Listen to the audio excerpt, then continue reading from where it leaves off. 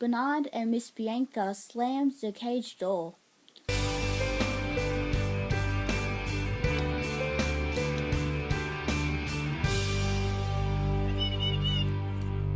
Hello, it's Taylor here today with Magic, and for today's video we are going to read the rest of The Rescuers.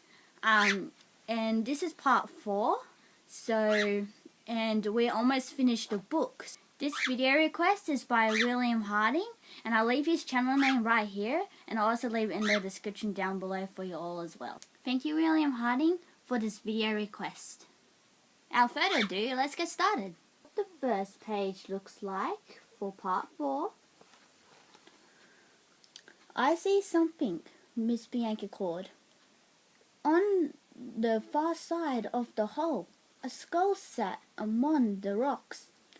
Something seemed to shine inside the empty eyes. Bernard climbed around the edge of the hole to investigate. His feet slipped on the rocks and the water nearly swept him away. But Bernard kept going. Slowly, he moved closer to the skull. Here's what the next page looks like. When he looked inside the skull's eyes, Bernard saw the big diamond that Madame Medusa wanted. Miss Bianca climbed into the skull to help Bernard. They pushed and pulled, but the diamond would not fit through the eyes. The water started filling the cave. They had to hurry. Penny grabbed a sword and pressed the skull's mouth open. "I've got it," Penny shouted to Madame Medusa and Snoops. Here's what the next page looks like. Waves splashed through the cave, covering the skull and the pirate sword. Penny grabbed hold of the bucket and Bernard and Miss Bianca jumped aboard. They hanged on as Snoops pulled them up into daylight. Here's what the next page looks like.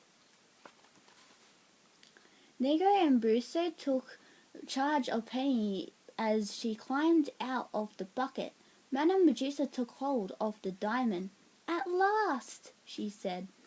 "It's worth millions." Snoops grinned. "And there's enough there to cut into 2 equal squares." "Cut up a perfect gem," screamed Madame Medusa. "No, it's mine, all mine." "Why, you double-crossing crock," shouted Snoops. Here's what the next page looks like. While Madame Medusa and Snoops argued over their way back to the riverboat, Evinrude finally bet the bats to Ellie Madame's cabin. "What's happening? Do they want us now?" Ellie Madame's neighbors shouted. Evinrude was almost too tired to answer, but after he had a minute to rest, he led the chain back to the riverboat. Here's what the next page looks like. Evinrude reached out the riverboat just as Madame Medusa tried to get away with the diamond. Bernard struck a line across the doorway and tripped Madame Medusa. Penny grabbed Teddy and the diamond and ran into the swamp mobile. Ellie, Madame, and her neighbors took over from here. This is what the next page looks like.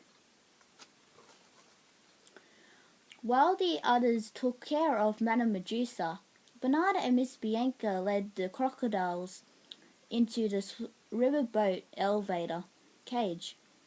Once Nigger and Brunuso were inside, Bernard and Miss Bianca slammed the cage door. Trapped, Nigger and Brunuso could only watch as mice scurried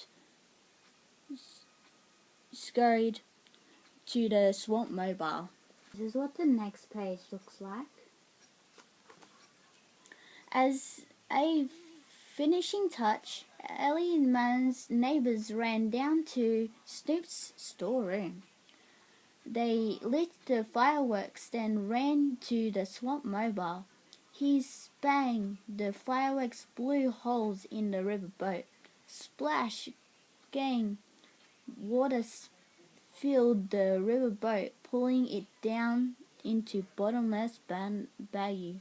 Here is the next page.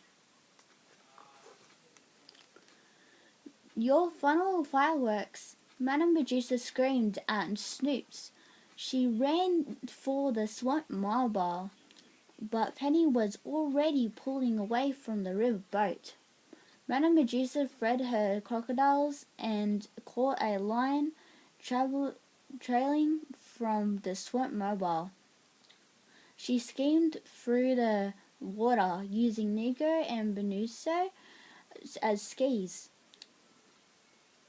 The faster Penny went, the faster Madame Medusa skied. Here's what the next page looks like. When Penny swerved, she went one way and Madame Medusa went and the crocodiles went another. No! Cried Madame Medusa as Penny sped away. There goes my diamond, the next page looks like. Soon though, Madame Medusa had more to worry about than her diamond. Medusa and Negro, can never say their names right, hadn't liked being used as water skis, and they let her know it. Snoops laughed as he paddled by. For once he was better off than Madame Medusa. We did it, Bianca, Bernard cheered as they rode away. Oh, Bernard, and said Miss Bianca, you were wonderful. Here's what the next page looks like.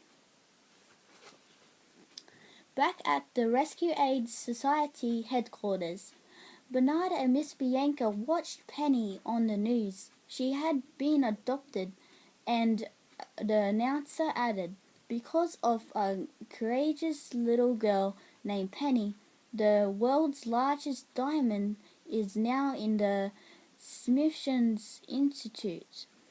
I didn't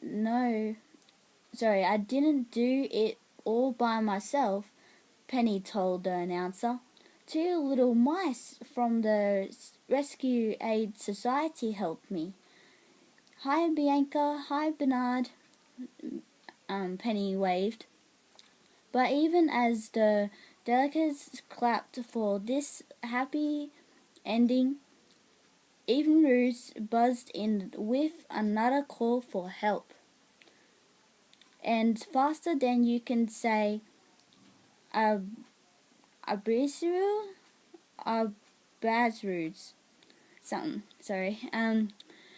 Aid Air, Bernard and Miss Bianca were off on a new adventure. So that is the end of the Rescuers rating. I hope you all enjoyed the rating of the Rescuers.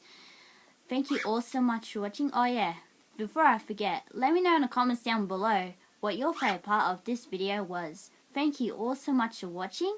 Take care, and I'll see you all in my next video. Bye!